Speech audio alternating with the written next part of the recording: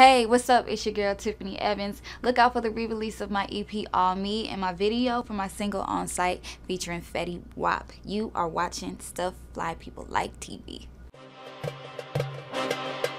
Pretty much I've been, just getting everything together musically and making sure that I have found me, Tiffany, as an artist, and I think I've had some success with that with my new EP, All Me. I'm actually working on a re-release for my EP, All Me. And so we're gonna do a couple of remixes, maybe add some more features and some new music. So it's just expect everything. I'm into everything. I really don't like to box myself in.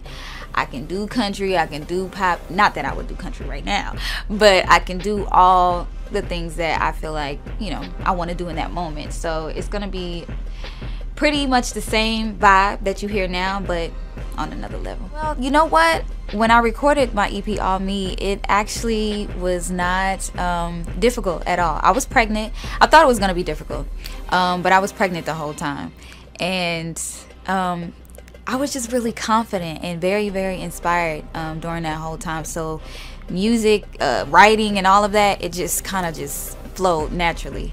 And we actually got it done within 3 or 4 months and mixed, mastered, and it was amazing. So I'm happy about the whole process. Well, the collaboration between me and Fetty Wap, it was very easy, actually. It was sort of like one of those moments where you're like, okay, I didn't expect this to happen. It was just not, I didn't have to go through the regular, way, hit up the manager, all of that. My friend Brittany, she connected the whole thing. She hit me up one day and she said, look, I think it would be so dope for you to do a record with Fetty Wap. And I was like, yeah, he has a dope tone. Like, he's cool. Like, his swag is cool. So, I could see that one day happening. Maybe not right now because, he might charge me. And I don't know. But she actually connected it. And he heard the record on site. And he loved it.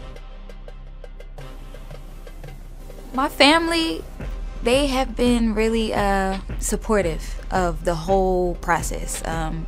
And they, my daughter, my husband, he was out of town, he was touring, and it was just me and my daughter in Atlanta when I was recording. So I would have to take her to the studio with me being pregnant, and it was challenging, but she was really enjoying, that whole moment, watching me, go through my my writing process and the recording process. She just loves everything like that.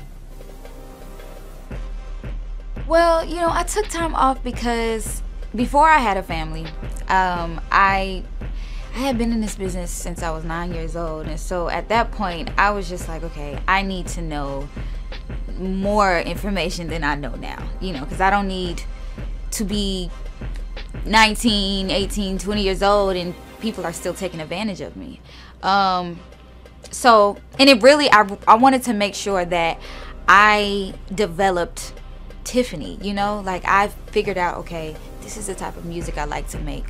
This is how I like to wear my hair. I had to go through that whole process, and sometimes, a disconnection is needed for you to kind of find yourself again. Am I making sense? So that's pretty much the reason why. The last time I spoke to Ciara was years ago, when I came down to Atlanta. And then after that, we kind of just, lost contact, but I'm happy for her being engaged. I think that's a beautiful thing, and I love love. So when I see people being in love, I think it's awesome. I would describe my style as sexy, laid back, and cool.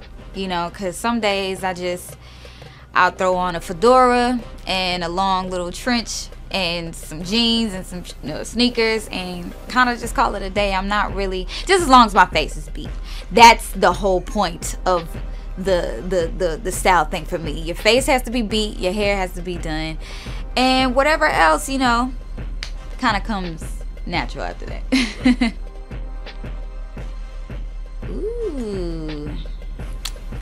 honor Patti LaBelle was, you know what? I would sing If You Only Knew. It's a pretty hard song to sing though, and I would have to do it right. But that's one of my favorite songs from her. I think, you know, maybe fall in love with her.